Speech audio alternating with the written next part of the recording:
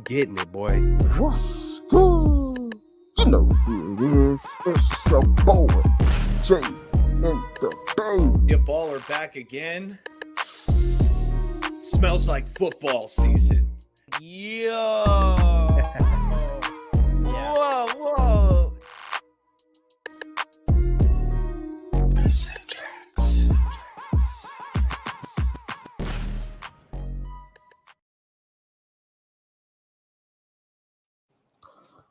Faithful Niner Empire.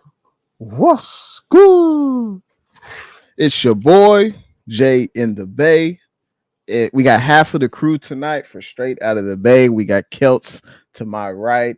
Unfortunately, Bay Area Baller and Amin the Dream could not make it tonight. But we're going to definitely involve the chat. We're going to be reading a lot of comments. So we appreciate everyone tuning in to the stream tonight. There's also a Monday night football game going on right now. So we appreciate everyone who's tuning in. Feel free to hit that like button and make sure you subscribe. And Kelts Chronicles, how are you doing on a Monday night, man? Yay! Hey, what's up, everybody? It's Victory Monday. It's been a victory weekend. Life is good in general, man. It's always good to chop it up, with the crew. It's just us two tonight, but it's all good. I always look forward to it. There's plenty to talk about with the 49ers across the NFL. So yeah, man, let's get it. What's up, Spice Clown? Don't know if I've seen you before, but we got Spice Clown with the, I'm not sure what face that, man. It made me think of what was it? The Goonies. It made me think of the Goonies lightweight. But what up, Spice Clown? Hello, what's up? What's good? Yeah, I see Spice Clown. I've seen him on my channel before. Thanks for tuning in, Spice Clown. We appreciate it. But yeah, man, Kelts, as you mentioned, the Niners have started the season 3-0. We're coming off of a home opening win versus the New York Giants. It was definitely, I would say, it was a Thursday night game performance, kind of how we're used to, where it's like a sluggish game. The teams aren't really playing their best ball, but fortunately, hey, we were able to get a win, and we're now 3-0. So that's obviously a huge plus. We've got, I believe, we had 11 days off until we play Arizona next week. So definitely looking forward to that. Just any thoughts about the NFL games in general? Anything that stood out? Feel free. Hey, man, just a quick, talking about the 49er game. It was, kind of like you said, it was that. But one thing that it made me notice watching a lot more of the NFL, man, I was watching the, the NFL Red Zone, where they're playing every other game, every other play. And one thing that really stood out to me was Kyle Shanahan, and just how much joy it is to watch the 49ers, even when they're not clicking on all cylinders. You look across the league and there's not a lot going on. The Dolphins obviously almost set a record on offense, 70 points. 70 freaking. But watching, my God, and watching that, it was reminiscent of watching the 49ers, just the shifts and the creativity and the movement and the excitement and all that good stuff, and the run game, watching tonight, Monday Night Football, it was kind of boring, to be honest. The Eagles, the Bucks, like all four teams, the Rams, and especially the Bengals. It's just like, set up, shotgun, 4 wide, and not a lot of movement, and run a route and throw the ball. And so it just reminded me that it's just a joy, and sometimes it's easy to not be grateful for what you got until you don't got it, So it made me appreciate the Niners even more, even when they were off on a Thursday. They're still doing work. They're still a team on a mission. They're not playing no games. And Debo, man, he showed out. So that was nice to see. Absolutely. No, the Niners are definitely exciting to watch with all the playmakers, even with Ayuk out. Definitely exciting to watch. And I think they said in NFL that the Dolphins, they scored 70 points, and that hadn't been done since like 1966. So that was definitely crazy score. But and then yeah. I think they also I'm not sure the exact number, but I think they might have set the record for the most yards in the game. I think they had Mm. 700 Wow. and 26 yards, bro. Whew. Like, what, 4 touchdowns by Mostert, 4 Right, by, right. the rookie The Akane. rookie running back. Yeah. Yeah, man, and I really liked his speed coming out of the draft. There was another one, I can't remember his name right off the bat, but yeah, man, that McDaniel, he was our run game facilitator, a run game coach, Right. and you definitely see it over there in Miami. And then I did want to mention, man, there was someone on Twitter asked a question, "Hey, what's your Super Bowl prediction?" Back Yeah. in July, I believe it was. I retweeted it today, but I could have went with the easy choices on the Chiefs or the Bills or the Bengals, the Jets, and then I went with the storyline. I was like, hey, my predictions: Niners, Dolphins. I know it's week 3, but hey, man, they're looking like the 2 best teams right now. I feel like you just really have the thing that's going to set teams apart is the offensive creativity and a run game. And you see that with the Chiefs as well. The Chiefs know how to really integrate, with Andy Reid, just the creativity, and then Pacheco, he's a tough runner, and just their timely usage of, actually all 3 of their backs over there in KC. So those are going to be 3 of the teams that I think are that are going to be consistent all year. We seen what happened with Dallas. They're getting talked about how they're one of the greatest teams. It's always the Cowboys' year. This is the freaking year. It's gonna, and watching Stephen A do his thing, man. I think he's Always funny. always freaking funny, bro. Uh, Like I absolutely love it, man. We got Randy Daytona in the house. Says, yo, what's good? What's good, Randy? How you doing? what up, Randy? Appreciate How you. you doing, man? Appreciate you coming in tonight. Hey, there's no doubt those teams will be exciting. But before we talk about the game, the Niners beating the Giants, there was a little bit of news that came out. First, we got to start off with the 49ers extending radio hosts Papa and Ryan. I mean, what were your initial thoughts? Do you listen to the radio broadcast when you're watching the game, or did this news just fly past your head? Didn't have a care about? I did not even notice the Papa. I might have caught a glimpse of it, but yeah, it went mostly over the head. It's Okay. Sometimes I pick and choose. I don't know. It depends on the day, but some days I like Papa, some days I don't. Right. Sometimes I like the touchdown San Fran. Sometimes I like it. Sometimes I'm like, Yeah. man, it just something about him reminds me of the Raiders. I think it's when he gets to talking a little too much on certain things. It's like, Yeah. nah, yeah, you're Raider Papa again, and then Right. a couple days later be like, Papa's cool, so it just depends. It depends on the day. Yeah. But I think Ryan, he's pretty cool. Yeah, man, he sounds like that football guy, Yeah. so it is what it is. What up, David McNiner? Yee. We got David McNiner in the building. What's good? David says, what's good, Jay and Rich, LFG 49ers. Let's beat the feathers off them good old red chickens. Absolutely. Absolutely. It's going to be an interesting game when we go down and play the Arizona Cardinals. I don't even know. At the top of my head, is that a home game or away game? I'm not even sure. It's a home game. Home game? Sweet. Okay. I'm almost positive. Okay. Positive. Yeah, because I think we played 3 straight home games, the 3 one straight on home games, okay. Thursday. And then we'll after that week we'll face Dallas. Yep. That'd be a Sunday night game. That'll be can't wait for that one. Can't wait. I think, man. Yeah. No, go I was ahead. just gonna say, I think Papa and Ryan are very knowledgeable with their craft.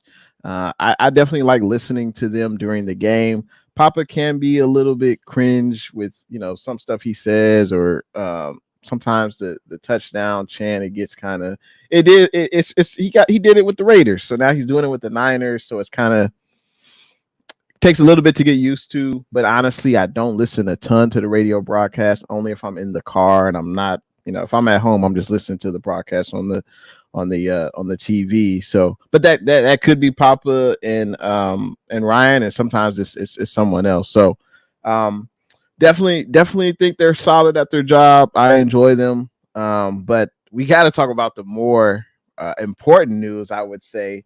And there's a lot of differing opinions on, is this a good idea? And we have to talk about the 49ers extending Shanahan and Lynch. And, is the timing right? Is it premature? I would love to hear from the chat. What are your thoughts on this? I believe before this extension came through, Shanahan already was signed through 2025 and Lynch was signed through 2024. So I would love to hear the chat. What do you guys feel? Is this premature, extending Shanahan and Lynch? Is this just right? I think I'll start off first on this topic. I would say it is premature. And the reason why I say that, a few reasons. Obviously, we've yet to win the Super Bowl. There's no doubt that when Shanahan and Lynch got here in 2017, they did a complete roster overhaul. There's no doubt about that. Lynch has done a great job in assembling a roster and bringing in talent. I mean, we can list the names. Y'all know the names. But there's no doubt they have made the team relevant, competitive. And I think, when Harbaugh was let go, the the franchise was basically in the dumps. I mean, with Tom Sula, and there's some news about Tom Sula where he won the Coach of the Year in some NFL, or not NFL league, but a different league involving football. So, congrats to him. But obviously, when he was the head coach with the Niners, it was not a successful tenure. Chip Kelly. So there's no doubt they've reversed this franchise's fortunes. We've yet to win the big one, but we have been super competitive. We have been really successful if we're not talking about Super Bowls. And I saw a stat earlier. The Niners have 45 regular season wins in the NFL since 2019. So obviously that's a big plus. Shanahan's head coaching record. Do you know what Shanahan's head coaching record is? Take a guess. I don't know the exact numbers. I know it's probably 50 something and 40, or it could be 50 something and 50 something, but I feel like he's like 8 games over 500 or something like that. Super close. This is just a complete guess. I'll just say 58. I'll just say 58 and 51. Just a complete. Super close. He's got 55 wins, 46 losses in the regular season. So you're super close. Yeah, so he's just over 500. I just think, why now? Why do you have to do it now, especially with more years that are left on the contract? Granted, Lynch is he was up at the end of next season, so maybe you wanted to make sure you kept him. But I'm just curious. They could have done it this offseason. Excuse me, not this offseason, but the following offseason, the upcoming offseason. They could have extended both guys, depending on what happens during the regular season and postseason of this season. We got to talk about, the Trey Lance fiasco. That's definitely a part of their resume. So I would say it's premature. I would love to hear what the chat feels. Is this decision to extend Lynch and Shanahan premature, or the timing is just right based upon their accolades? But what say you, Kelts? What do you think? I think there's, I've been critical of Shanahan and Lynch, especially when things ain't going right, just leadership or whatever it is, But one of the main things that I've praised Jed York for a while back was giving them long contract extensions. Just, when I'm talking leadership, I'm also, I might get on them when I feel like they ain't doing stuff right with the trade stuff or other things, but I always want a solid foundation, and a solid foundation is going to start with that longevity. In today's day, you see the turnover is so quick. Coaches getting fired left and right. Players, quarterbacks leash are shorter and shorter. So a few years back, I was like, that's what's up, Jed York. Plant your flag. Hey, we're going to build something. We're not going to just kick them out the door in 2 or 3 years. We're going to let them work. We're going to let them really build a culture. And so, that's what one major thing that was a positive to me. I think the timing possibly could be as John Lynch, he was on the verge of taking a contract last year, I believe, with Prime TV or whatever it was. True. So I think there's a few reasons of the timing of it to quiet some of the noise and to kind of solidify just like they did with Brock Purdy. It was tough to let Trey go, and kind of that was admitting, they failed at that, but like I always talk about being lukewarm, play in the middle. At some point in time, you got to take the damn shot. You got to take the shot, throw the back shoulder throw, see if you can do it, because at some point in time, you're going to have to do it, whether that's signing your coaches to contract extensions, your players, cutting players, saying, hey, Brock is the real deal. I love that kind of stuff. That's like saying, hey, we're not playing this on the fence type of deal Right. anymore. We know what we want, we know what we're going for, and this is just pick a direction and go. So I look at this like all the outside noise that's talking about hot seat mess, that's out the door. So I look at that like, just even hearing that little bit of noise about being on the hot seat, that's dead and gone. So that eliminates some of that lukewarm crap. You know what I'm saying? Any noise that could be talked about, or John Lynch might be gone after. Oh, nope, he just got an extension. It just makes me, I like it. I like it. I could kind of care less of not winning the Super Bowl yet. Just the more and more I'm doing this YouTube thing and looking at the Niners from a zoomed out perspective, the more and more I'm looking at the culture, and I'm looking at, I can nitpick the details and be like, dude, what have they really done in 6 or 7 years? Like I've said before, but then I'm like, hey man, they've done a freaking great job. If we Yeah. go, if we tear off 2 Super Bowls, no one ain't going to be talking about no. Could you imagine, if we do win 2 Super Bowls, but imagine if we didn't keep them, those things would never happen. It's reminiscent of Andy Reid, how close he would get in Philadelphia. He went somewhere else.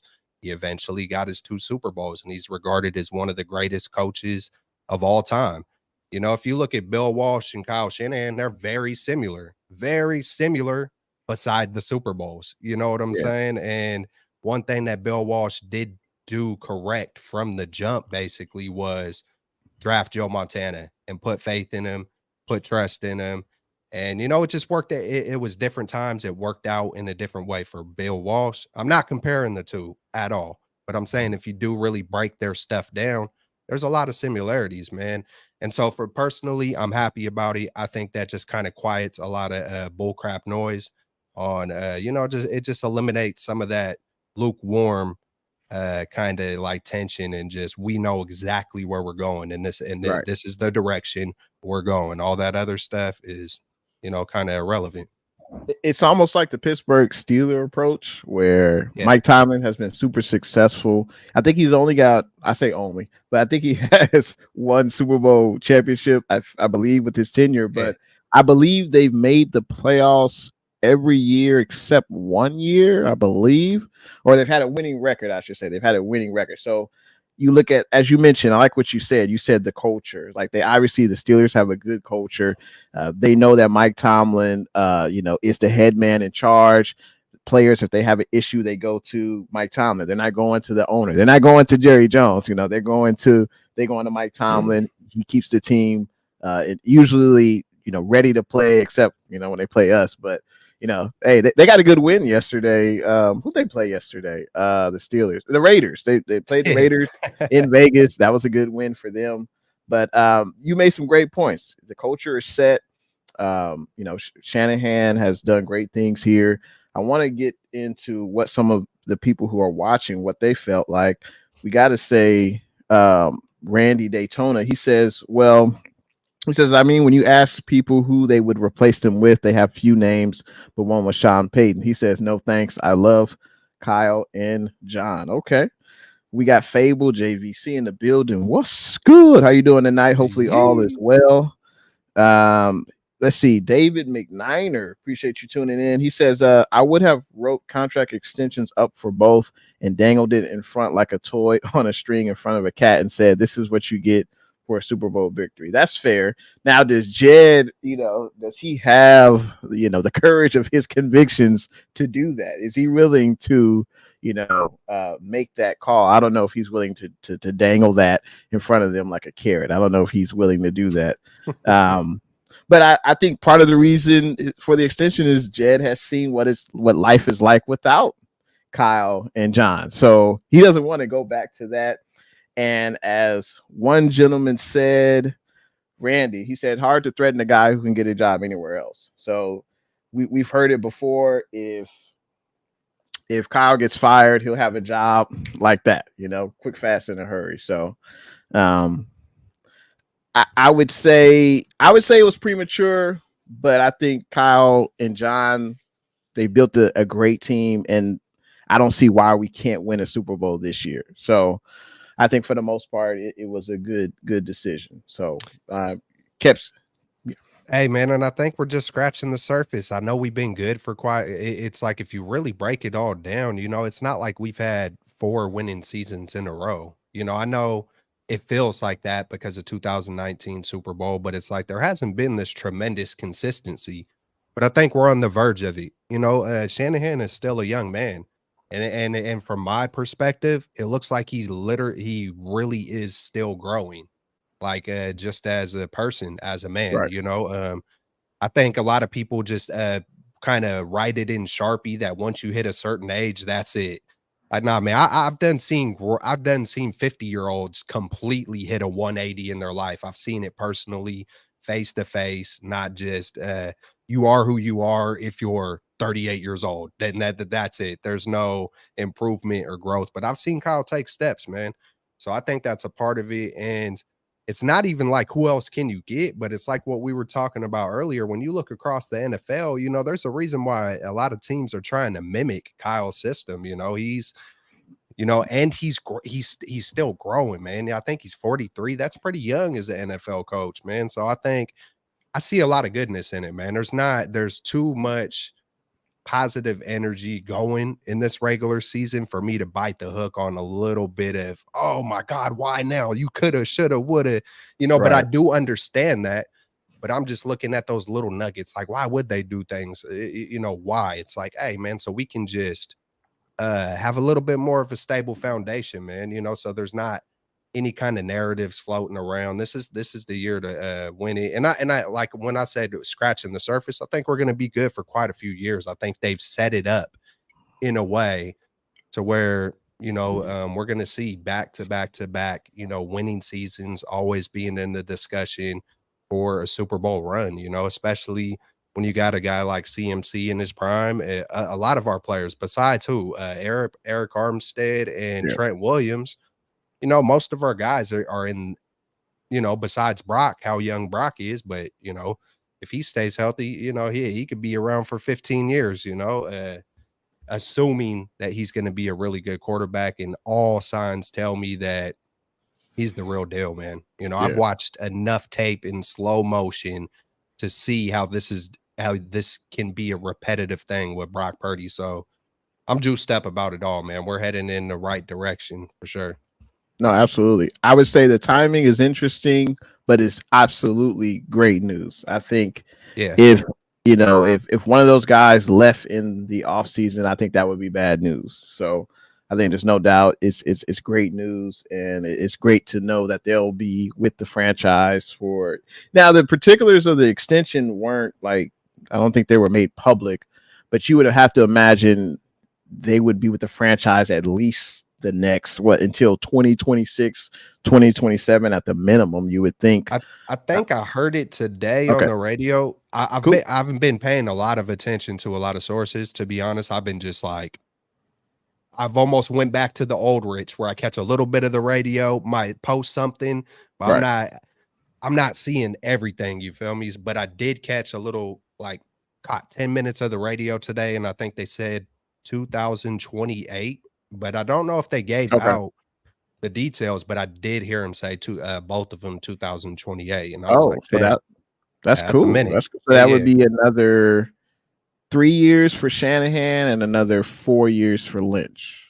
So that's dope. Hey, if Shanahan or if Lynch actually goes through with it, because the way last year was being talked about that prime money, I was like, oh, it's only a matter of time. Maybe he'll give us 1 or 2 more years, try to get the Super Bowl, be like, hey, that's exactly what I came here for, man, to get that, Super Bowl, because I believed it when they first came here that, it was their words. John Lynch said, "Hey, we came to restore the legacy, of Bill Walsh and the 49." And he sounded, being a Stanford guy, those ties run deep. When you really start, Bill Walsh and Stanford and John Lynch and who else, McCaffrey and there's a few others, but Solomon Thomas. Oh, my bad. Solomon, they John Elway, Hey, man, it runs deep, and these guys take pride in it. You know what I'm saying? Yeah. These guys really, especially, you know, um, they're both. It feels like they're opposites, John Lynch and Kyle Shanahan, but they complement each other well, man. Yeah. That's just the way I see it. They're both prideful in their ways. No, Whether it's absolutely. their scheme or and you can see all the ties, you can see the relationships, the culture, like I mentioned earlier, and Yeah, we've built a damn great thing so far, man. And I think absolutely.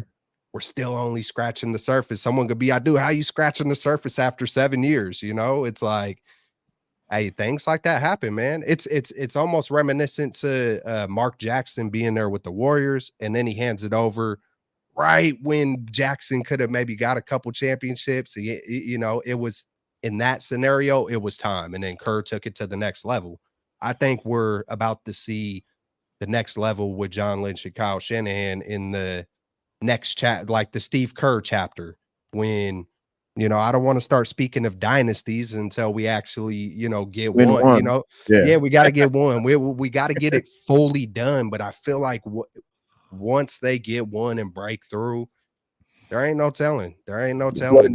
Floodgates will open. Hey, one thing I would say is that Lynch and Shanahan, from the outside looking in, they appear to get along, and that was the exact opposite of Harbaugh and Balky. So, hey, both men respect each other, and they're rowing in the same direction. So that's what you want. You want that cohesiveness and that leadership, and I think that's, from the outside looking in, that's what you get. So Jed likes that, and he wants that to continue. So, hey, I think it's all good.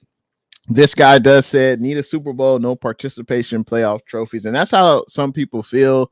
I would agree with it to a certain extent, but I think overall it's good news. It's definitely good news. This guy, man, I have echoed those sentiments so many times. Like, dude, I am tired of this. I don't know. I feel like, I was just talking a few minutes ago about leveling up as a person. We all go through the waves of life, and it's like the way things are right now. I'm just choosing to be optimistic about it. You know what I'm saying? Well, if the time comes, hey, if they stumble and fall again this year for whatever the reason is, I'm gonna be upset, man. Just like anybody else. But I've said it time and time again, man. Hey, it's been 28 damn years. It's time. Jed York, you said it with your mouth when you fired Harbaugh. Hey, we don't hang championship banners. We don't hang division banners. And then I've mentioned it quite a few times. Like, yeah, you do. Like, he said we hang Super Bowl banners, and if I don't do that, hold me personally accountable. Almost word for word from what he said. So I hear that, this guy, real talk. But right now we're rolling. We're rolling right now. So it's like, I'll be upset when they give me a reason to be. That's just the way I'm choosing to go about it. No, absolutely. We got to get into the game. I guess first we'll talk about the injuries that occurred. There were some injuries that occurred during the game. Actually, I would say that were what aggravated during the game. Obviously, Ayuk got the shoulder injury. He didn't play in the last game. He sat out, but he also sat out of practice today. So that's something to monitor throughout the rest of the week. Hopefully he plays on Sunday against Arizona, but we'll definitely have to keep an ear to what the practice reports are. Now, there weren't any official injury news. Like I saw on Twitter where, the respected reporters, Matt Mayoko, gave out a list of guys he saw and he didn't see on the field. So Ayuk was on the field, but he was basically doing like individual drills. He didn't participate in team practice. Same with Debo, didn't participate in team practice. Dre Greenlaw, Ambry Thomas didn't participate either. Demetrius Flanagan-Fowles and Juwan Jennings, they were on the side field doing individual work. But obviously, hopefully these guys will all be able to play on Sunday versus the Cardinals. But that's something that we'll have to keep getting updates as the week progresses. So, but that's the latest right now for a Monday. We still have Tuesday, Wednesday, and one of the most important practices will be Thursday and Friday. So we'll see what happens with those guys. But obviously, hey, the Niners are starting 3-0. Beat the Giants. It was definitely the second half was kind of a snooze fest. I just felt like the Giants, their offense couldn't really move the ball consistently in the second half. Kudos to the Niners defense. And I just didn't see them putting up much points. So it was kind of boring when the Giants were on offense. But there's no doubt the Niners put up 30 points. That's another 30-point game when Brock Purdy starts. So, I didn't even feel like the offense really hit its stride, like it, especially not in the first half. It did not really hit its stride, but we still put up 30. So if that was one of Brock Purdy's worst games, then hey, he put up 310 yards, which is the most he's ever put up in the regular season. Right. And you can see so much meat is still on the bone. Exactly. But like it's still 30 to 12. 30 to 12. Like how dangerous can this team be when they're clicking on all freaking cylinders? Because I mean, right now, Brock Purdy is in a league of his own. You know, I did a little bit of research. You know, I'm pretty sure I'm the only one that's put it out. But, you know, Brock Purdy is the only quarterback in the NFL with no interceptions on an undefeated team. Last night, it was also Baker Mayfield. It was Baker, Dak Prescott, and it was Purdy. But then Dak threw a pick, and they lost. Mayfield, Baker threw a freaking pick and they lost as well. So Brock, I mean, I like those kind of things. I love those things when only one person is in that category, or like a no-hitter in baseball or a perfect game in baseball. You know, I'm always searching for those little nuggets and rooting for those kind of streaks to happen. And then on top of it, I think Brock Purdy is also, what is it? He's the third the third most straight wins for, you know, to start your career. He's only behind Ben Roethlisberger and I don't want to mess his name up, Tom Zach, I believe it is. But, you know, he's third all time in, you know, consecutive regular season wins. There's this, I feel like there's we're watching history. Like every week, you're kind of just watching history. Another win. It's almost, I feel like it's almost being taken for granted on the start that this man has had to his career, regardless of what surrounds him, regardless of Debo. And I'm saying almost regardless as a compliment at the same time, regardless of the all-stars on both sides of the ball, regardless of Kyle Shanahan, we didn't see Nick Mullins come up in here and win 9 straight. You know what I'm saying? I know there's the CMC factor. I know everything plays a part. There's 53 men on the field, but I think it's being taken for granted what's actually going on. You know, my history of watching the San Francisco 49ers, it just feels lightweight reminiscent of the Warriors, man. I remember seeing some of those things start to creep up on the stat sheets and on the broadcast. Oh, this is the first, you know, they would talk about Steph Curry the same way, you know, oh, this is the only person that's ever done this and da da da da da. And it would just, it's just a really cool thing. And I think it lightweight gets taken for granted when like certain things get picked apart, his stature, his arm, air yards, DVOs, or oh my God, why did they sign him now? Why did they extend him now? And it's like, hold up, man. Hey, hold up, man. We got a 3-0 team. We ain't even clicking on all cylinders. Man, could you imagine, like, you know, okay, we could talk about the concerns because just in case they come up, you want to see them sharpen up. Yeah, I like to dream big and be like, hey, man, hey, we could be watching something really, really special here, and I'm not trying to miss out on that the joy of that. You know what I'm saying? So, yeah, hey, we all got a different lens, but man, it's nothing but good stuff right now. No, absolutely. And we appreciate you, Randy, and also everyone else who comments and contributes to the Straight Out of the Bay stream tonight. Randy says, you guys are awesome. I just argue for fun. Hope you don't think I'm being a wise guy. Not at all, man. Not at all. We love to Wise hear guy. we love to hear different point of views, and there's no fun if we always agree on everything, right? So Yeah, man. uh, Yeah. but in addition to Brock Purdy, I know some people would say that he's been lucky.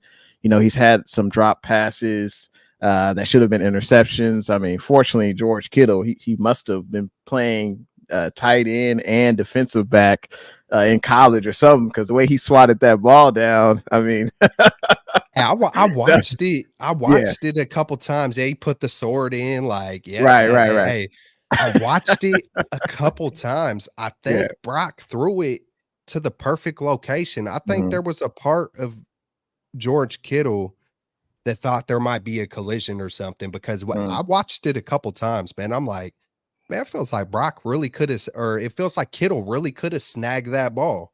right, Like just watching, I think out of the corner of his eye, he thought there was going to be this collision, or dude might have had an extra step or whatever. Cause I mean, I watched the all 22, watched it both yeah, angles, rewound it, watched it again.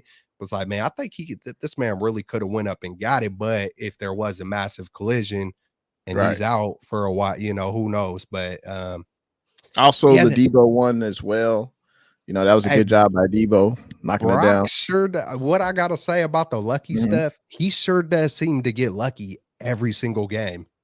It's like, hey, hey, because it's like, oh man, he just got lucky. It's 9 games later. Oh, he just got lucky. Right, It's like, right. well, it's kind of seeming like this man is getting lucky, like It can't be that much luck, right? But I yeah, would say you could go through every NFL game and there's going to be some drop passes on both sides on defense. Like, you could bro, literally go through every single bro. game.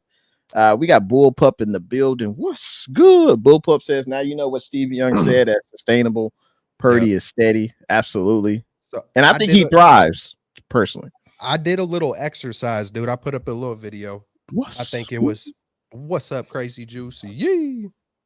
Hey, I did a little perspective, so I pulled Mhm. up some all 22 on a few quarterbacks in the NFL, and the main one that I actually put on my video was Pat Mahomes versus the Jags. I think this is right when we finished playing the Rams. Okay. I'm trying to, but I wanted to get perspective. All right, let me see. Let me see all of the all 22 of Pat Mahomes. I know we see the highlights. Oh, it's because a meme had my brain spinning on, hey, every quarterback does this. Go watch the quarterbacks around the league. Right. So, one of the, it's the third play of the game. Pat Mahomes almost throws a pick six on a Mm, lazy, lobs it out there. It wasn't even the best rate. And I'm just sitting here like, dude, people would be freaking out over here right. in the Niner Empire, the 49er faithful. Oh my God, I told you he had a noodle. Oh, It's like, bro, there were a few plays by Mahomes on every game, man. You could go look at Josh Mahomes. And I know one of the things that the people will say, yeah, but then they make the big wild plays that kind of make up for it. It's oranges, it's apples.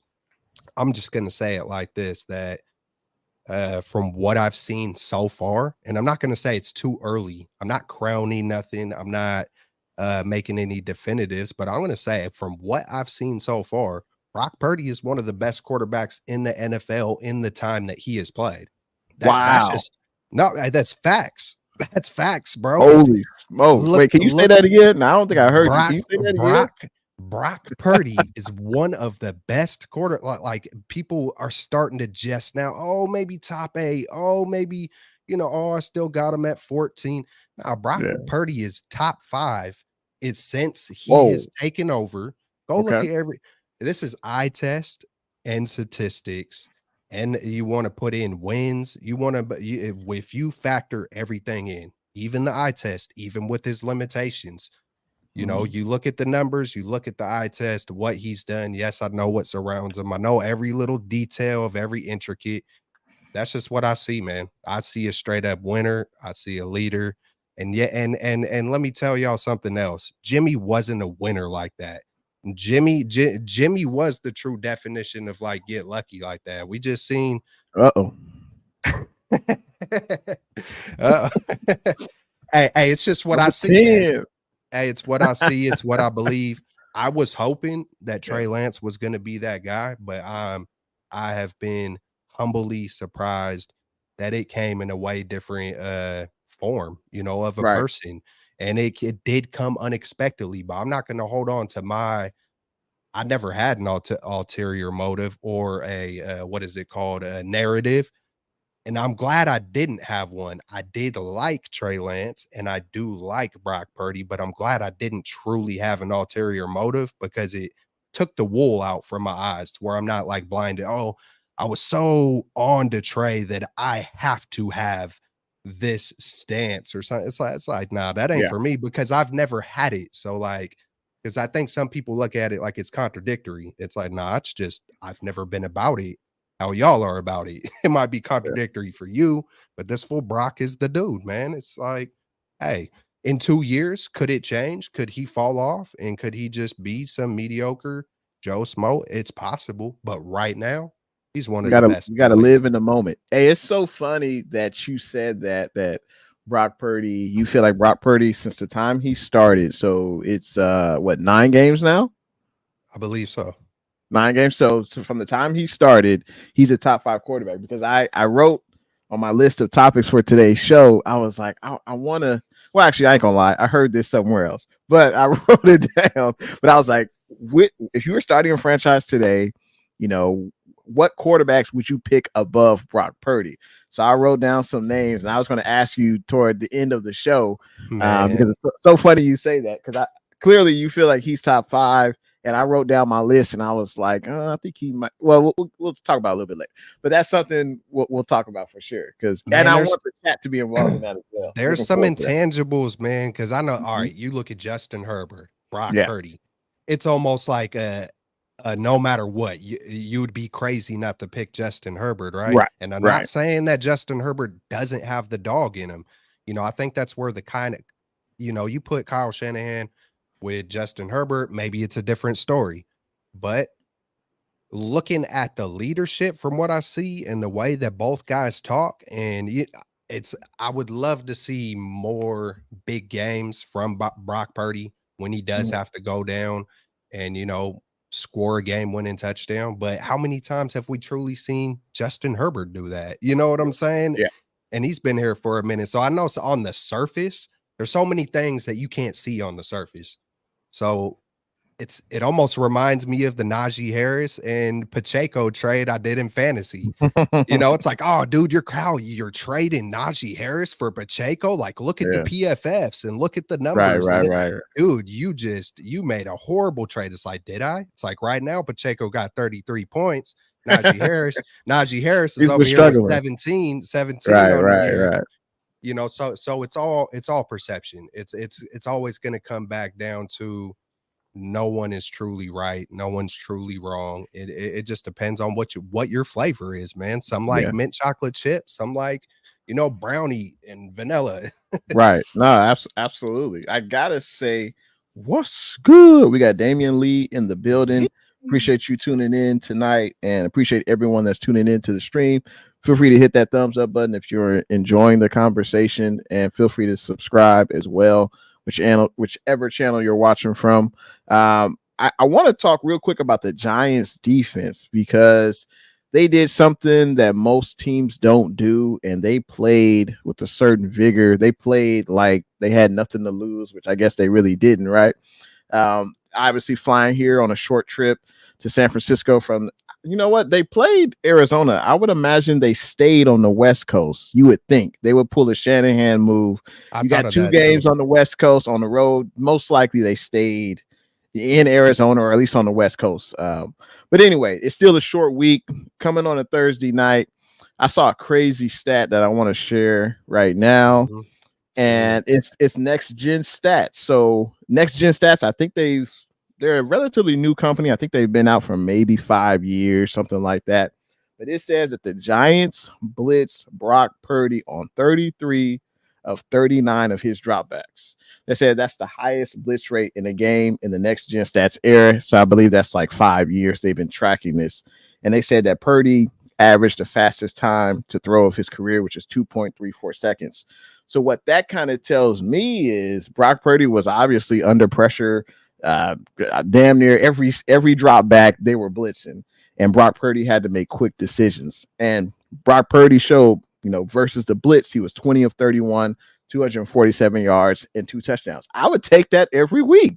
Now, Every obviously, single day. This man there are some veteran quarterbacks that don't perform that well. Exactly. Now, granted, where there's some drop passes that could have been interceptions, absolutely. Did Brock Purdy get some help from his teammates? They were looking out for his quarterback, no doubt. But based on this, I think Brock Purdy performed very well under the circumstances. What did you think about his performance? Especially it's a mindset, man. This is where preparation comes through. This is when I would talk crap about Jimmy Garoppolo. Like, man, is he really putting in the extra hours in the off season?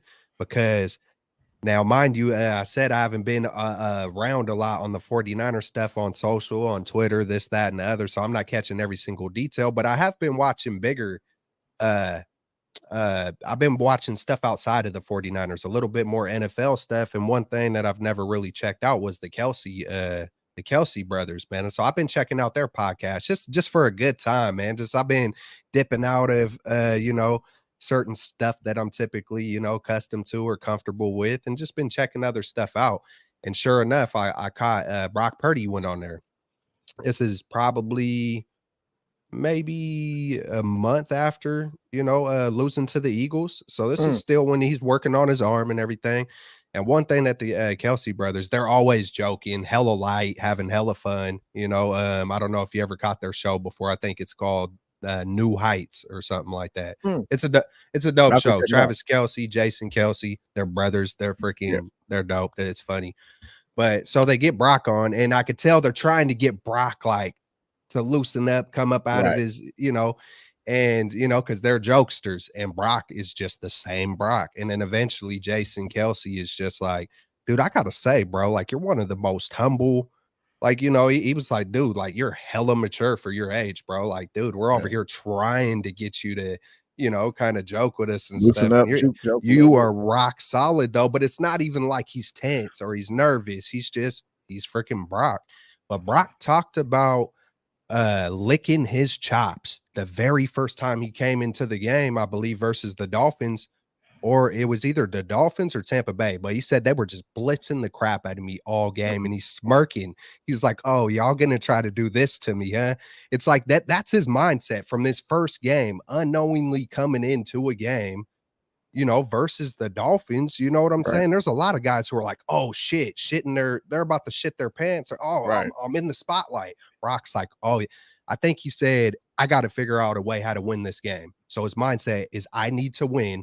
His next mindset is, oh, y'all gonna blitz me, huh? Kind of like smirking, bro. And that's his first ever experience is, I need to win. I'm about to tear you. Oh, you're gonna blitz me. Watch this. Right. And so it brings me to the New York Giants. That the preparation, the game plan. He said that they were aware that they wanted to try to blitz, and he was licking his chops again, bro. It's like that's the difference of like a guy like Jimmy, who's considered a winner, and a guy like Brock, who I feel like that's a true winner, is when you're licking your chops, when you know what's coming. Okay, watch this. You think you're going to whoop, boom, I'm about to hit you with the counter like you thought it was, but it wasn't, because I was ready for it, because I'm ready for it, man. And that's just the way I see it. So I love that by Brock. That just shows, like you said, there's some 7-year veterans that it's hard for them to capitalize. They'll get jittery and they'll fold, and Brock is not that. He's not going to fold. I've seen like 3 or 4 fade away, backing up passes right on the money.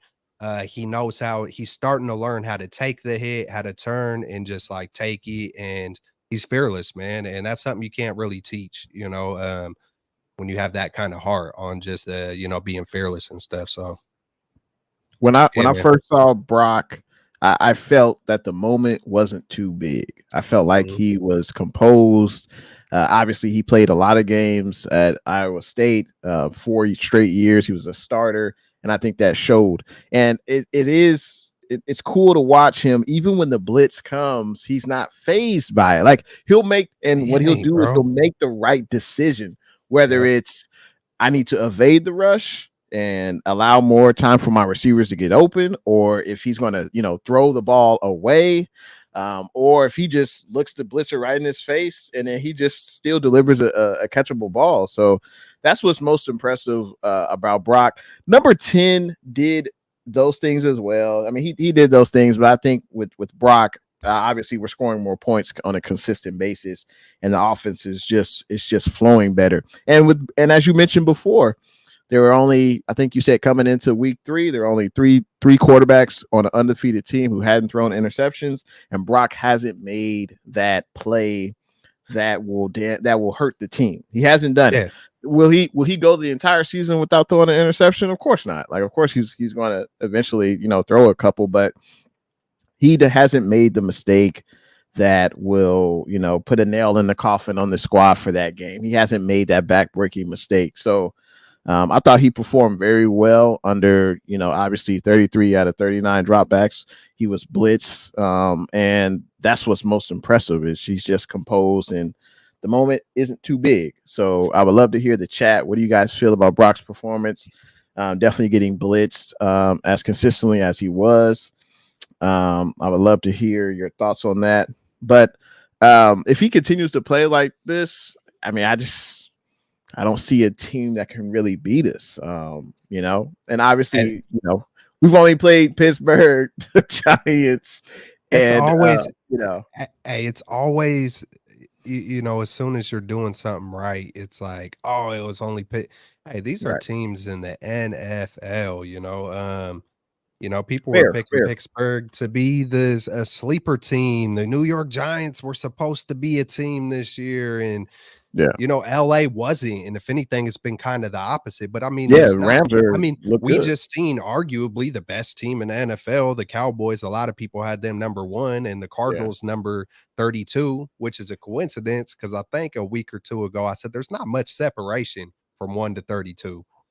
Yeah, yes, when you watch the games play out, but everybody's in the NFL for a reason. Everyone's good. Everyone's talented. Yeah, everybody's fast. Everybody's coming for it. Everybody's trying to make a name. Everybody's trying to keep a name there. The ones that got it there, and it's like, there's always there's always an excuse to if you do too good or if you don't do good enough, and. You didn't play 3 playoff teams in a row to open the season, so today I'm gonna choose violence. And what can I debate and argue today, man? I sometimes I wish I was that way just for fun, but I'm just not. I'm not that guy. And it's like, one thing I will say though is I feel like when we did struggle in the past, we might have lost 1 or 2 of these games. Right. You know what I'm saying? And that's the beauty in someone like Brock and these 49ers with the CMC.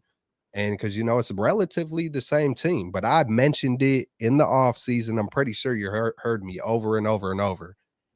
People mentioning, oh, we start slow, the offensive line, I was like, dude, I feel like the slow starts we didn't have Brock. We didn't have CMC. People want to immediately equal Brock to Jimmy. I was like, to me, there's a big difference. Brock is a grinder, and he doesn't get phased. And Jimmy wasn't really known to be a grinder, and he would get phased. He would make that one. I mention it when I do some of my all 22 breakdowns where I mention that one play that could be a 14-point swing. And a lot of the times for the Niners, you see it struggling at the very end, even in some of our wins. Mentioned it all last year, the year before.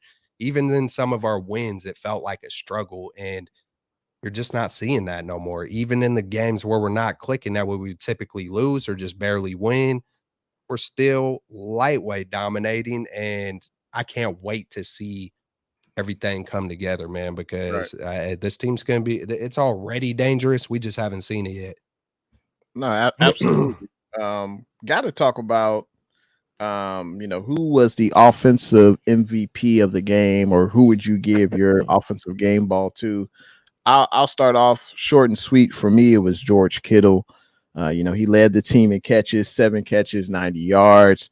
His longest catch of the day was 29 yards. He was targeted 9 times. So 7 out of 9 is pretty good to me. And I just felt like he established himself in this game as a receiving threat.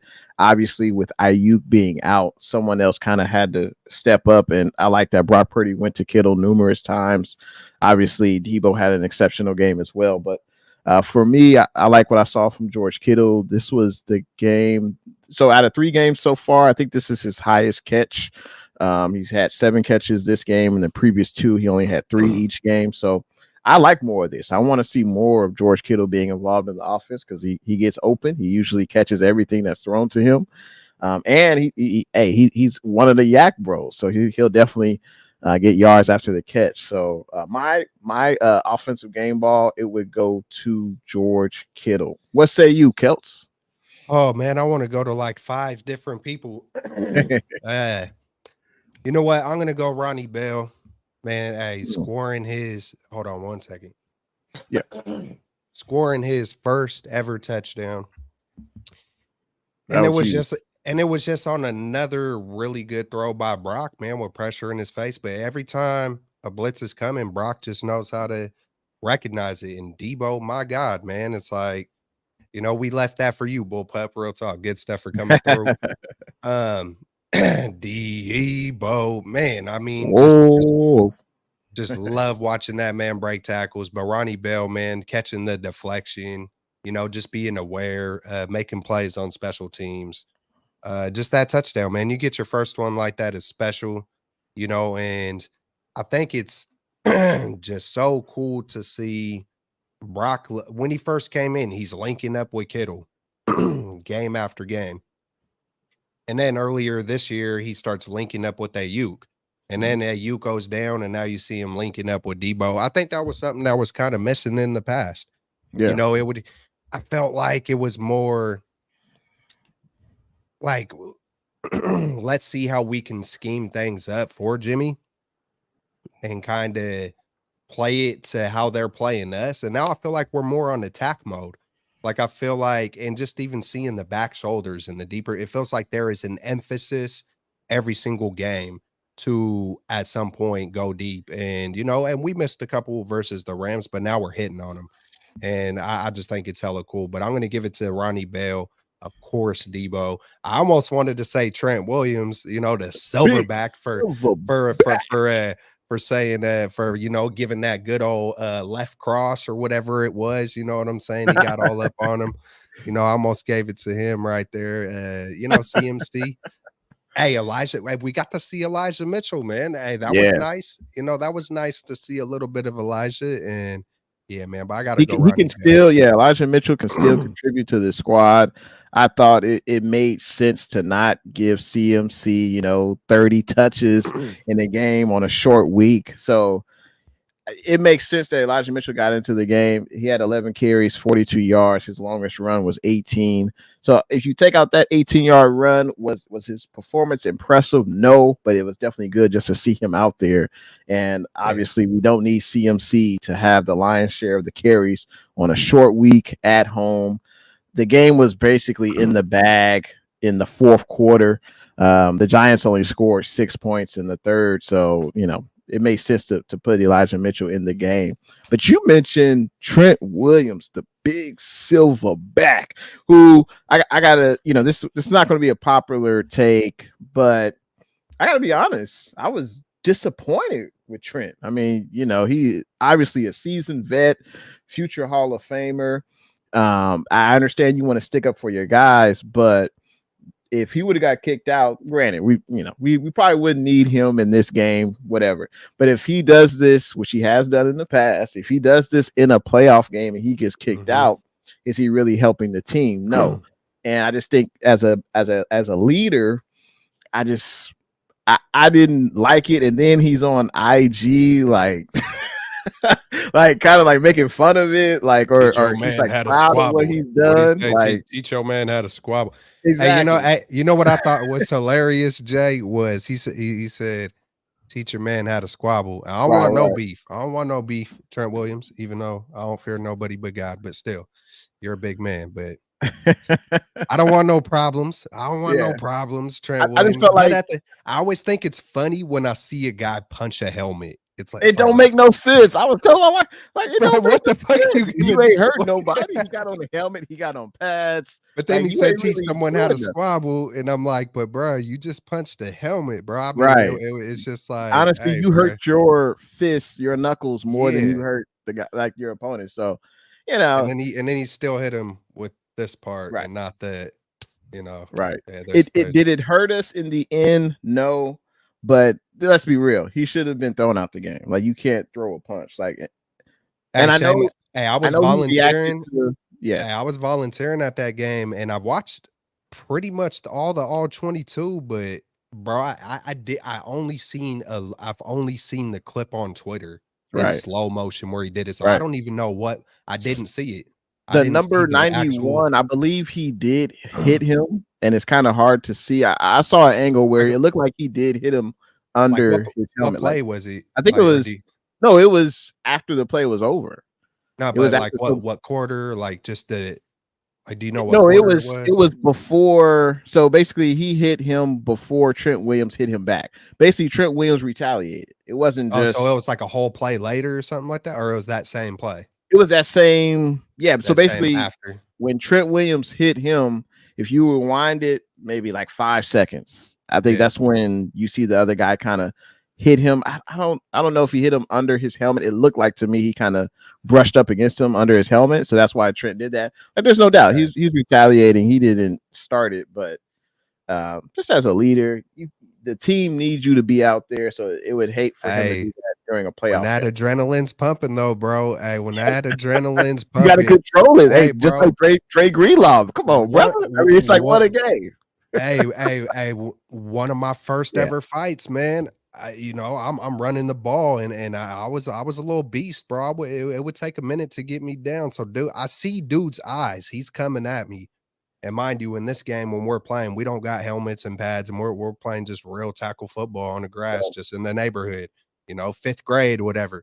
They But I used to seen call it. it "kill the carrier." That's what Yeah, I, man. But yeah. we're playing. It's 8-on-8 or whatever it is. But I seen his eyes, and he just had that look in his face, like he was about to do something and he was one of my good friends. And this man punched me in the back of the head, but he tried to make it look like he was trying to tackle me, but there was one of the few moments where I put the ball down and I came up with about 15 uppercuts in 3 seconds, bro. And it just sometimes you can't. Oh man, it was an amazing feel. I wasn't the biggest fighter. I was more of a protector and Right. defender. But in that moment, I was defending. You get hit when you ain't looking, and especially I seen the way he looked. So then I knew once I felt the hit, I knew that this fool just really thought he was gonna sucker punch me.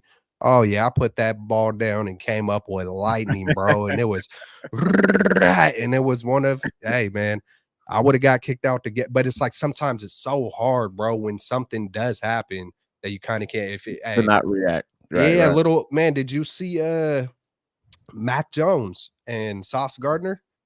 I didn't see Mac it. Mac Jones did say, well, I guess Sauce, from the first thing, it looks like just all of a sudden there's a little, they all come together and they're kind of pushing and shoving and then come out the pile and Mac Jones coming out the pile. It looks like Sauce just throws him to the ground. It was like, what the Wow. hell?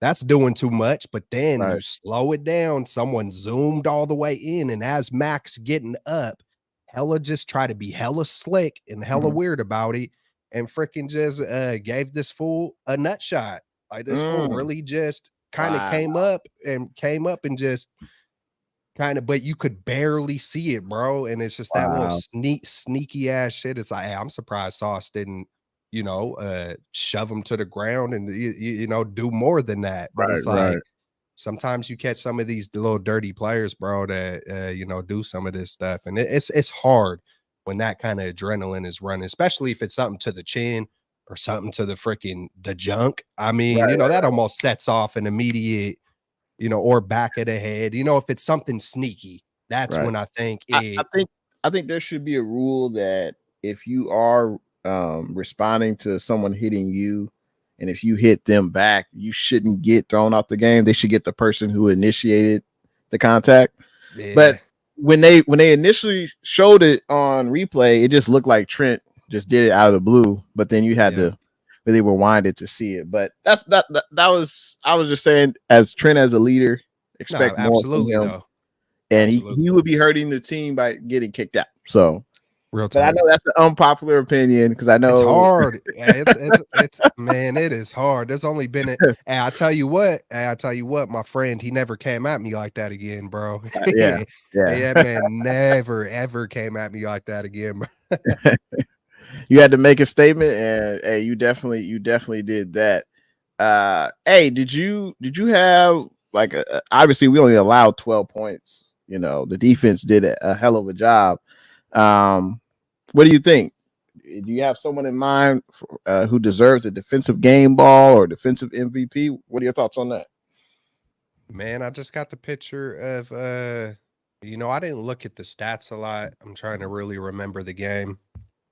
Of course, we got the Hufunga. I believe he got the inner. What's Yep, that? you got the INT. That was Fred Warner who popped that thing up, but then someone else hit it. I heard someone try to give it credit to someone else, but and then of course, hey, Javon Hargrave, man, Javon Hargrave, man, I love his little sack dance. He does the whatever he's doing, he's building maybe he's like building the door and then kicking it down. Yeah, kick it. And hey, bro, it's a trip with my life. I get lucky a lot too because I put in I think even before we got Javon or Javon, and then I put him on that one thumbnail and we wind up getting him. But before that, one of my little go-to sayings this year is we got to kick the damn door down this year. It's like, hey, we've been knocking. There's an old interview by Tupac about knocking on the door and please, can I have some food? I'm hungry. And they don't want to give you no food. You come back knocking again, please. Hey, I'm knocking. I'm trying to ask nicely. Eventually, you got to pick the lock and kick that thing down. And all right, hey, I've been asking nicely. It's time to come take some food. And I feel like the whole 49ers team, coaching, everything, they have that mentality. Like we're coming to take it this year. And so I'll go Hargrave just because he got that sack and kicking doors down, bro. I love it. And one thing about Javon as well, he sounds like the nicest dude in the world on the interviews. Hella humble, hella just soft spoken. I love those kind of players, bro, who can be soft spoken like that and then hop on the field and be a beast. No, absolutely. Well deserving. Bullpup says, did you hear, guys, about the meeting Wilkes had with the DBs, told them to tighten their belts because we're playing more man-to-man, give time to the line to eat. Well, I wanted to say as well, the secondary, I thought they did a pretty good job. I mean, they only allowed a total of 137 receiving yards through four quarters. I thought that was vast improvement compared to last week versus the Rams. Nakua probably had over 137 yards by himself. So granted, the talent isn't the same comparing the Rams to the Giants. We dig that at quarterback or pretty much all their skill guys. But I thought they bounced back. It was a game where they were expected to kind of dominate, and they bounced back. I think Mooney Ward had like 2 passes deflected. They didn't really give up many big plays. I mean, Darren Waller, like one of their better targets, like he was targeted 7 times, only had 3 catches for 20 yards. So I would say, hey, the secondary definitely did much better, partly due to the defensive line getting pressure on Jones. And obviously, that was another, I felt like, key to the game. You got to contain Daniel Jones. He only had 2 carries for 5 yards. And he's a mobile quarterback. That's 2 quarterbacks. Kenny Pickett is kind of, he's lightweight. Yeah. I've seen games where he is, hurt people with his feet a little bit. Yeah. And that's so far 2 games by, of course, Daniel Jones is better on his feet. But I think I've seen an emphasis on angles when it's come to Armstead and Hargraves. Hargraves is a sneaky fast, man. He's and we also see Drake Jackson. Those guys are being a lot more mindful once they do step up or do roll out. You see them, trying to hit certain angles and just keep the effort there. to whether even if it's just an ankle, I've seen Drake Jackson, Hargraves, and Armstead, those three in particular, do it this year. Get little ankle tackles or just hit certain angles to where it makes them have to take a different path. And then so we've been holding that in check, and that's been dope because typically that's what's been getting us the past few years. A No. Mariota or Yep. whoever else. And Mahomes. we've got more quarterbacks up on the schedule who are going to present those mobility issues. Like even this week, Joshua Dobbs, he's a mobile cat. Next week, Dak. After that, Deshaun Watson.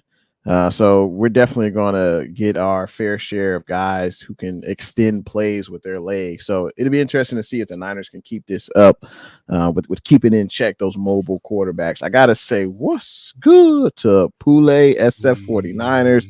Appreciate you tuning in to the stream. God bless you as well.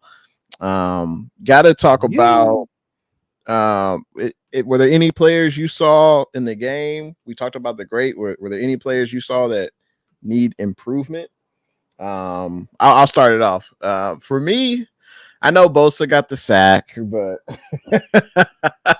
he went unblocked. Bosa held out. Some people are saying, "Oh, well, he's not in game shape. He didn't have an offseason." Well, that was his decision. He could have been there in training camp. He could have still participated. No one really expected him to probably play preseason games, but he could have been there with his brothers on the D line. He could have been getting into that football shape, but obviously he chose not to. Was it a good decision for him and his bank account? Absolutely.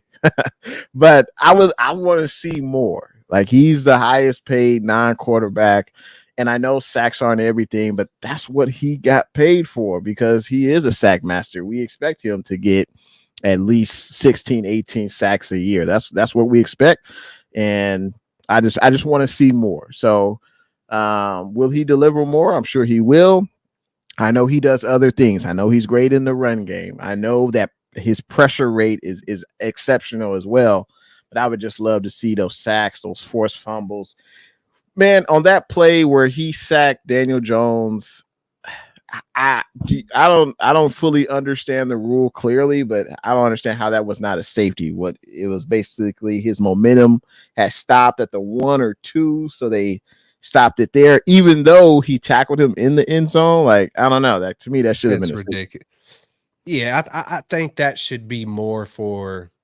I think they should definitely switch that rule up because I want to say it should almost be limited to like the quarterback right there. But even when I'm watching the receiver, like if it's kind of like the receiver, I think they're stopping it a little too quick on the forward progress and whether he's tackled or not. Because let's say there's a split second where that receiver does break out and continues to run, they're going to count that, right? So then I get it. They want to do it for safety. But at some point in time, when it's like natural football motion, but I think that's where it gets tricky for them because now what's considered a natural football play or move. But in that particular case, that hella should have been safety. It's I think the not judges, but the referees, I feel like the referees need to come together on things like that and maybe decipher amongst themselves, but then that would be tricky as well because then you might get some refs who let certain things slide and won't let certain things slide. But there should be a little bit more of a definitive on football, man, because it just makes it not feel like football when you see a play like that not be awarded the way it kind of should be, know, and Bullpup not even just my team, but just period. Go ahead, bro. Yeah, when he first makes contact, but it's like that's if ridiculous. Bosa makes contact at the 3-yard line, and let's say Daniel Jones wiggles out of his grasp, the play is still alive. But I don't know. It definitely, I don't know. It should be when the player hits the ground. But I know there's different rules based on when you're on the field. If you're at the goal line and you get tackled, it's different than when you're on the 50 and you get tackled. It's based on momentum, I know, but I don't know. I feel like Bosa definitely should have gotten the sack. Or excuse me, he should have gotten a safety on that play. Yeah, that wasn't. I think Bosa. It just wasn't a part of the script. The safety wasn't a part of the script, but the Bosa sack was a part of the script, Right, and it would have interfered with the money line and all that. No, I'm just that's a joke. It's a joke. Nah, yeah, it's frustrating though, but I mean, hey, it's this new football, man. Yeah. It is what it is, man. It's Was there any player out there that you felt like needed to see a better performance? with Or all you the did? amazing praise that I've given Brock, and I don't even want to say it's a lot because I don't like the fact of certain people saying if you talk so highly of someone, you're putting all this pressure, this, that, or the other. I think it's like there's stuff still out there. I seen a play where like Ray was right there, and I thought that was a touchdown. And I was like, oh yeah, Ray's about to, rewatching the all 22. Like, oh, Ray's about to score. Oh, he didn't go there. And I know there's a lot of factors that go into it. You only got two eyes on a football field, and there's 10 other moving pieces. You can only look at one thing at a time. So it's all understandable, but I would still like to see Brock, take another step or two. I would still like to see Shanahan continue to, just be aggressive. Um, keep putting that trust, keep taking those shots. Like, don't wait for the playoffs to come to, start doing things that you might not have done throughout the season when you might need it. So I would say Brock, man, continue to sharpen up. Don't get complacent, uh, and keep balling. Keep being a baller. I know they're trying to teach you to stay in that pocket and take some of those hits and stay balanced. Like, just keep working on those. It's hard to work on instincts, but don't forget about what made you good at the same time and keep taking Right. the shots. Just keep on taking the shots because they're going to come eventually. And, we're seeing little bits and pieces of it, but I would say, hey, it starts at the QB with me. I'm thinking anything more, I almost want to praise Javon Kinlaw. I think that's 3 straight good games. This whole defensive line, I know they're supposed to be who needs to sharpen up, but I do want to say this whole defensive line, I believe they've created the most pressure out of any team in the NFL, and it's by a big margin.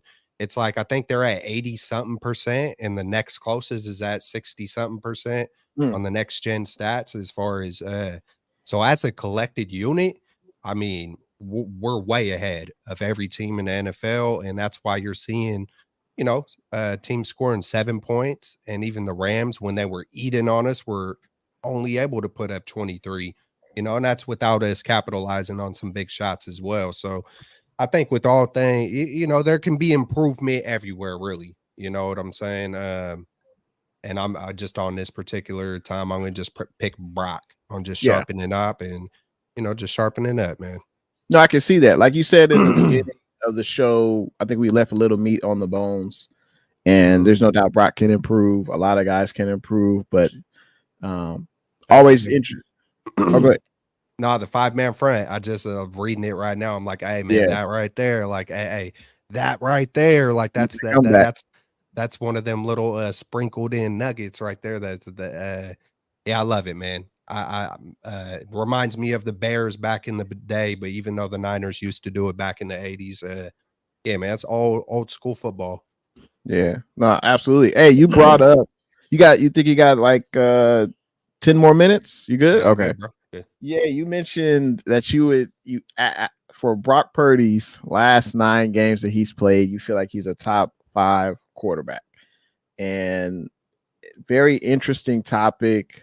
I would love to hear from the chat as well. Of course, like, is Brock a top 5 quarterback? If not, which quarterbacks would you take ahead of Brock? And we're talking about quarterbacks in their present day. So if you said, "Oh, I want to take Aaron Rodgers," it would be Aaron Rodgers coming off of Achilles at his current age and stage of his career.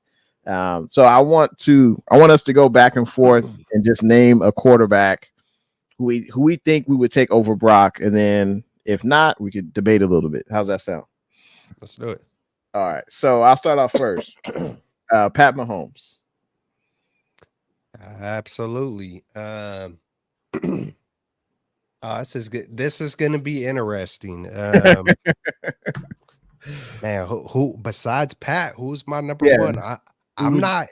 I'm not as big on Josh Allen as other people are, man. Mm. I'm not as big. Hey, you can have. So you Hey, would take Brock Purdy over Josh Allen right now? I'm not saying that, but I'm That's the struggling to pick. question. I'm struggling to pick Josh Allen next. That's But the I'm like, question, man. who would I pick? Now, I'm trying to think who would I pick ahead of Josh Allen because if I don't know, man. I'm just different with, of course, Pat Mahomes. You know, so I'm looking at every intangible. So you Not, you know, saying Brock Purdy is top 2? You can't come up with it there. You saying Purdy's top 2? man, I don't like that guy right now either. Man, I'm tough on some of these. You know what? Just because I'll go Herbert. I'll go So you Herbert. say okay. So you say Herbert's 2, okay, and Mhm. I'll say Jalen Hurts. I would take Jalen Hurts over Absolutely. Purdy. I gotta Okay, put Josh Allen. I got to. okay. So Josh Allen. So we already got 4. I would say.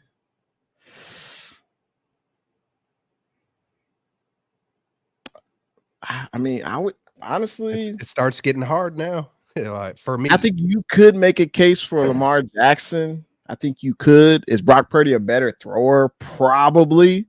But Lamar Jackson does have another, intangible to his game that most quarterbacks don't have. So I think Lamar Jackson, I think you would have to kind of put ahead of Purdy. Me personally. I think so. That would be the Yeah. top 5 there. Mahomes, Hurts, Allen, Herbert, and Lamar Jackson, I think. And right now for me, like, I'll just say it like this. I could care less what anybody else thinks on what I think, but Yeah. I'm picking Brock Purdy over Joe Burrows. I think the league Mm. is going to catch up to certain players. Like there's certain players like a Herbert to where it's just so overwhelmingly his his physical attributes are so overwhelming, and a Josh Allen to where that's always going to be there. You feel me? I feel like the league can catch up to a guy like a Joe Burrow. And I'm not just saying that just because of this year. I haven't been, other people have been real high on him because of their success. And I get it. I get it. But just me. And I've also been down on someone like Josh Allen. Like Josh Allen and the Bills remind me of the San Diego Chargers from back in the day. You feel me? It's just that's just the feeling and the vibe I get from certain players and certain teams.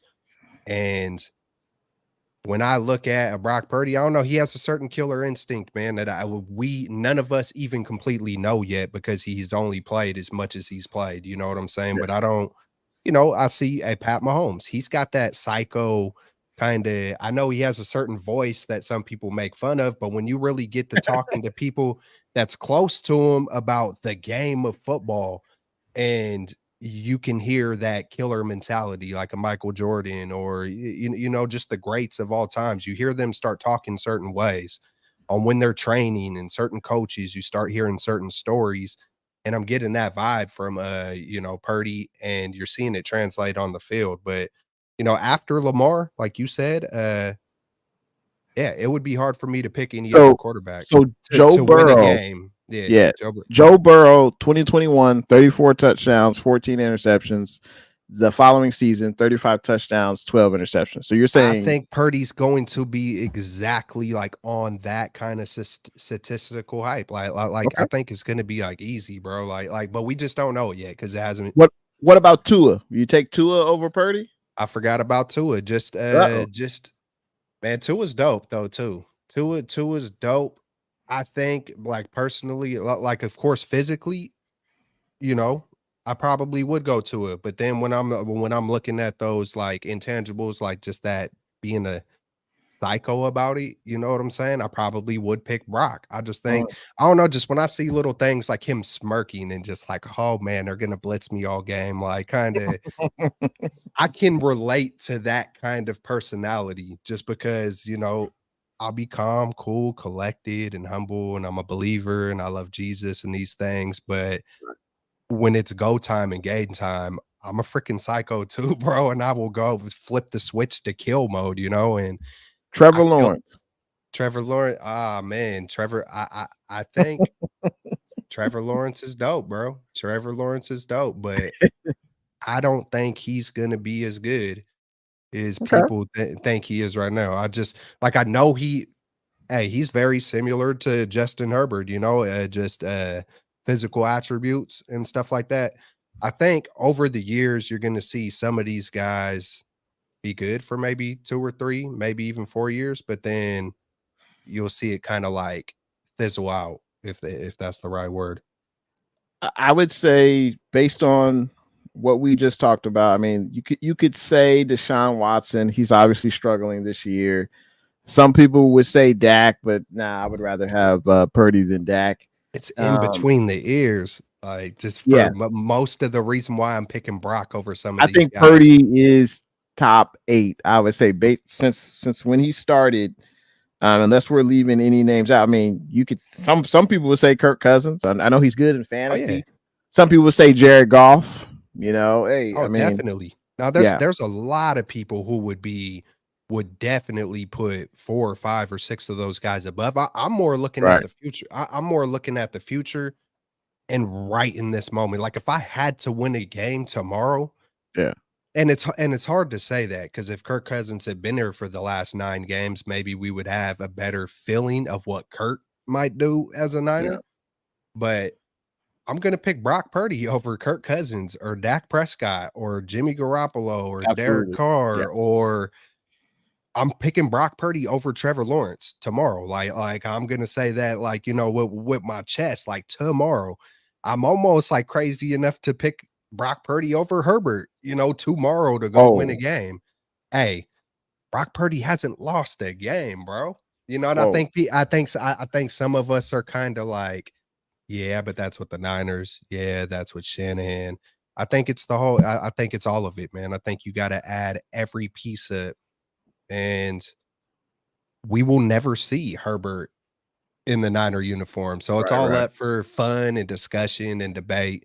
But I'm definitely putting all the guys that you said: Lamar Jackson, Hurts, Mahomes, Herbert.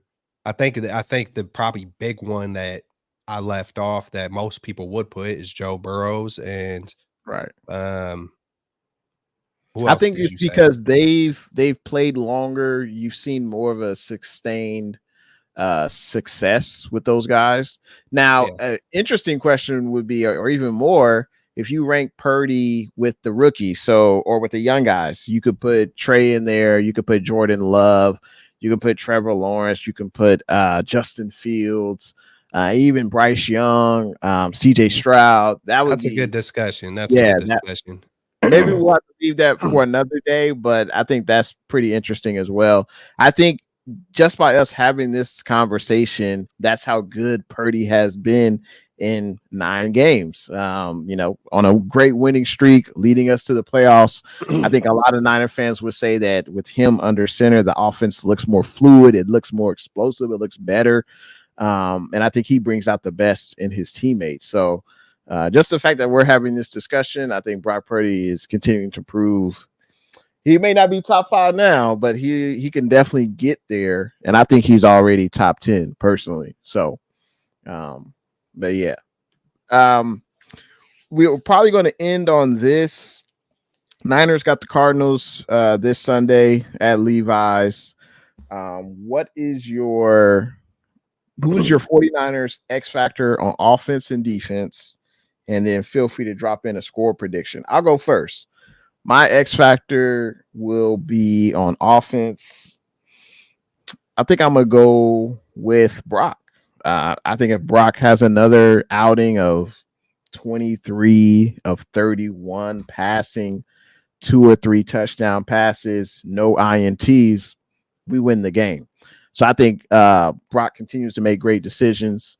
Brock continues to get the ball in the hands of his playmakers. I think Brock could definitely be the X factor on offense. On defense, I'm going to go with Drake Jackson. I think he's been playing very well. Now, clearly, he hasn't had the replica of the 3-sack game, the first game of the year. But I've noticed some things, just some small things like recognizing a screen pass and making a tackle. Like he made a tackle on Puka Nacua against the Rams, and that saved. He could have had a first down and more if he didn't make that tackle. So I like, and Drake Jackson, he gets his hands up when the quarterback's throwing the ball. He just does a lot of the little things that stand out. So my offensive X factor, Brock; defensive X factor, Drake Jackson; and my score prediction versus the Arizona Cardinals. And I think they beat the Cowboys last week. No one was expecting that.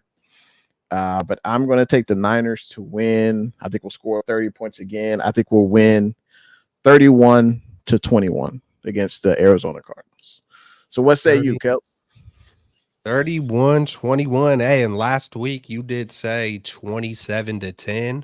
So I mean, what? You're only 5 points off on that, Close. Yeah, that was really close. You said Debo and Huff, and those were two good picks because Debo went off, Huff got a pick. Yeah. Last week I said 41-17. I said Brock and Greenlaw. Brock, hey, it's a trip. He had his most passing yards in a regular season game, and he left a lot out there. But watching some of his better throws, just some of those fadeaway, I could see the progression. Just even without, we got Blue True with a $3 super sticker. Hot diggity dog. Appreciate that, Blue True. And SG, we're getting ready to end the show. But we appreciate you wanting to join the show, man. Maybe another time. Bullpup says Warner has to win against Connor. Absolutely. Also, Roberto, what's good? Appreciate you tuning in, man. And Amin, continue. Yeah. Amin was real close as well. He said 31-13. And so that was only, 2 points off. He said Kittle on Bosa. Baller said 33-3, and he said Jawan Jennings. I'm thinking, did Jawan smack somebody in that game? It feels like our receivers, he always does every game. and then he picked Bosa. And I haven't put much thought in this game, but I do want to say is about the Cardinals that they got some players, man. And I'm surprised. I think Dobbs is a lot better than I ever realized because I've paid close attention to all their games, just watching our next opponent that we're about to play. So I've caught quite a bit. I watched, the Dallas and the Cardinals. I also watched New York and the Cardinals. So I've watched at least 2 of their games, and I was impressed by Dobbs both times on some of his speed, some of his throws. I'm kind of sitting here like, I wonder why some of these guys who are this talented, you don't see them kind of put together more years. Maybe we'll see. But it's almost surprising that we'll just see what happens with him. Connor is a good player. Who is it? Rondale Moore. He broke a long run. He's a speedster. Yeah, he's a speedster. They got Hollywood Brown. That they got some players that don't look like they're folding. Or gonna try to get a number 1 draft pick. They got players who look like they're playing hard. That's what I see.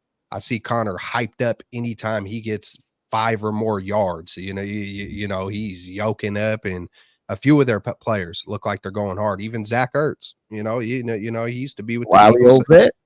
So they got some players over there, and I'm thinking on defense.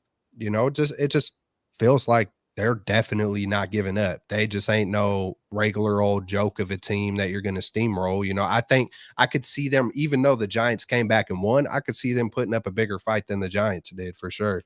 That's just what I think. Man, I want to say Brock as well. I think, I wouldn't be surprised if Ayuk comes back and Ayuk does big things right out the gate once again. Just trying to pick outside of Brock just because I picked him last week. So I'm going to go Ayuk. I'm pretty sure he's going to come back and be strong. Yeah. And then on defense, you know what? I'm thinking Cardinals. I'm thinking what they're going to – hey, you know what? I know Connor. I know I think we're gonna see a good show by Warner. I think Warner is going to accept that challenge, and I think we're gonna see some collisions with them too, Connor and, Warner for sure, so I'm gonna go Absolutely. Warner. And I'm hoping there is eventually a game where the Niners do put it all together and we don't see any meat left on the bone, and we don't even see the bone. The bone is gone, it's crunched. That thing, it's just evaporated and disintegrated. So, man, I'm gonna go big, man. I'm gonna go big. I'm gonna say, but it is the Cardinals. I know they're gonna fight. NFC division. I want to be logical here, but I'm gonna just go crazy and say 42. Woo. I'm gonna say 42 to 17. Wow. Hey, I Yep. like it. I like what I hear. And you mentioned Connor. You know, he's a big guy, 6'1", 229. Definitely looking forward to seeing him collide with Dre Greenlaw and Fred Warner. That's for sure.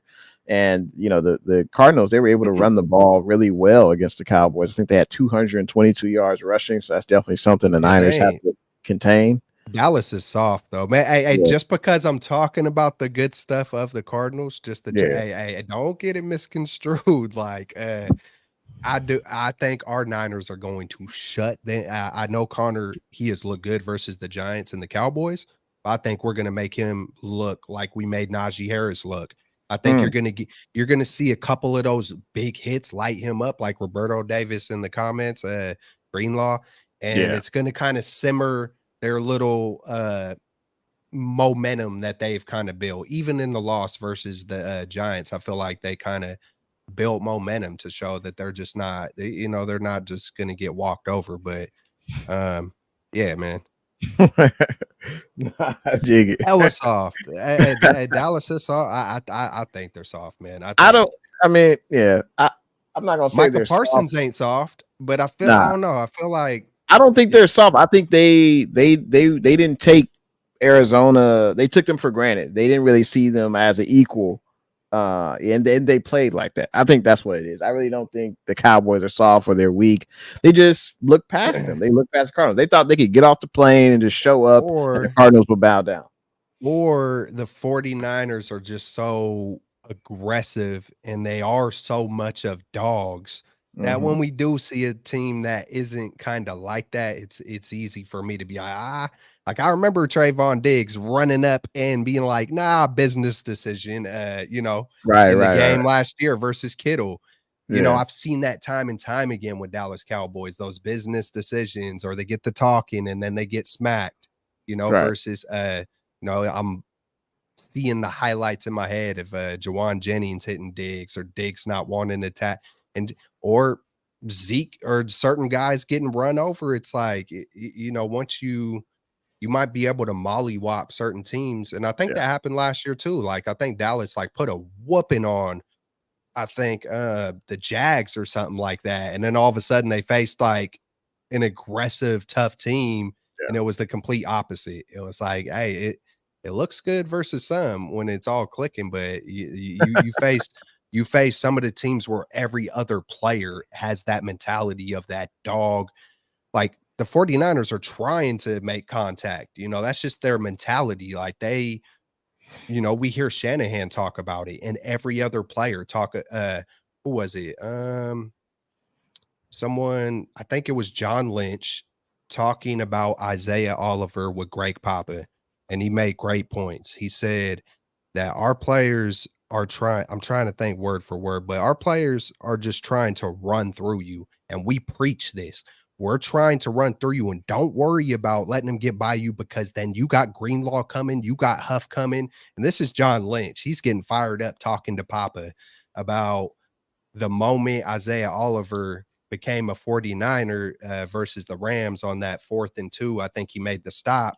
And who was it? It was Peters. Peters looks over at Lynch and was like, he just became a 49er. Like, Mm, because, he just ran through it. Like, that's 49er. Like, whenever you hear them talk about 49er football or the 49er way, they're talking about that. I will run through a brick wall. And so right. when you hear someone like John Lynch talk that, the whole entire organization is like, hey, we know it might not be the smartest. We need to preserve gas and we need to be healthy, but this is what we're doing. You know, hey, whether we live by the 3 or die by the 3, we're running through brick walls. And I think when certain teams face that, they don't know what the hell to do. And Right. I've, and So you're saying everyone has a plan until they get punched in the mouth. A famous until they get, philosopher once said that. who was that? Vince Lombardi or no? I Oh, a don't. famous philosopher, Mike Tyson. Oh, there it is, Mike. Freaking, hey, true. I should have known that one. All right, Bullpup. Yeah. Appreciate you coming in, Bullpup. Appreciate everyone tuning in to the stream tonight. I think we'll end off on that. So you said your score was 42-17, and your offensive defensive was Ayuk. And who was defensive? Warner. And Warner. Okay, cool. All right. Hey, Warner. Appreciate everyone tuning in to the stream tonight. Bullpup, Roberto, Blue True, SG, Philly, Randy. We appreciate all the comments as well. We will be back next Monday night, hopefully with a full 4 crew of the Straight Out of the Bay. We hope those gents, especially Eric, Bay Area Baller 18, hopefully he gets well. He's feeling under the weather. David McNiner came through, Crazy Juice. We appreciate everyone tuning in. We had Fable, this guy. We appreciate all the love. Any final thoughts or anything going on in your channel, Kelps Chronicles? Let the crowd know. Jimmy looks to the left. Jimmy looks to the right. Nah, man. Hey, that was hilarious, bro. When that man Jimmy, here, let me get up. When that man Jimmy pointed, bro, I broke down. I broke down when he pointed. Bro, he pointed and threw like a back shoulder lob interception. And just watching the stutter steps, and I'm watching a lot more quarterbacks do it. I seen Joe Burrows tonight look a little, I don't know. I think certain quarterbacks do regress and get up in their head. And if they're not putting in that extra work, and if they're not psychos in the off season and live it and breathe it and want it, like, oh yeah, when I think of that, I think of Jimmy. Yeah. Bro. Bro, like I'm telling you, something happened this summer with it. It was that make or break summer. He got the bag, and it was like, am I gonna be a fanatic, or hey, I'm just a guy. I got paid, man. Life is great. Right. And I don't blame anybody. Everybody's cut from their cloth. You feel me? Yeah. Like, and man, when I just seen Jimmy, bro, it was like, man, there's hospital balls and just the uneasiness and just the whole, it was flat. It's easy to see for me, at least, just like, and you explained it earlier, just the comfortability with Brock, the confidence, right. even when shit ain't going right, it still feels right. You know what I'm saying? Even when there is a 3 and out or a over or a throwaway. I freaking love throwaways, man. I just do. It just shows me that they know what's up. And it's not like panicky either. It's like, it's typically the right decision. You feel me? So, yeah, man, I had fun with the Jimmy game. Yeah, man, I thought he was going to be able to bring it back. I was like, this is old school 49er football, going to make you stress the hell out. Yeah. I don't feel that way with Brock. I don't feel not at all. Not at all. And I thought he was really going to be able to tie it up. They go for the field. It was just like, man, it's not our problem anymore. But there goes that man, Jimmy. Yeah, man, they call it a meaningful debacle. It's crazy. Absolutely. Hey, what's good, Libby's World? What's good? What's good, G12? Appreciate y'all tuning in tonight. We're gonna call it a night. But we'll be back next Monday night. Appreciate everyone tuning in to Straight Out of the Bay crew, half of the crew. Hopefully we'll have the full crew next Monday. But that's it. Looking forward to the Niners game this Sunday at Levi's. And hey, can't wait for the game. We should be 4-0 the next time we meet. And we'll see you guys in the next one. Peace. Go Niners. Yeah.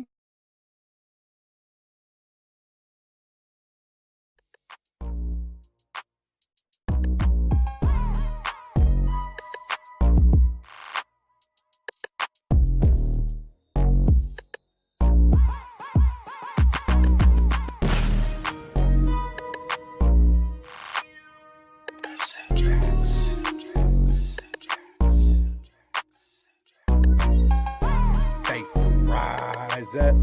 Yee. We getting it, boy. What's good? You know who it is. It's your boy, Jay in the Bay. Your baller back again. Smells like football season. Yo.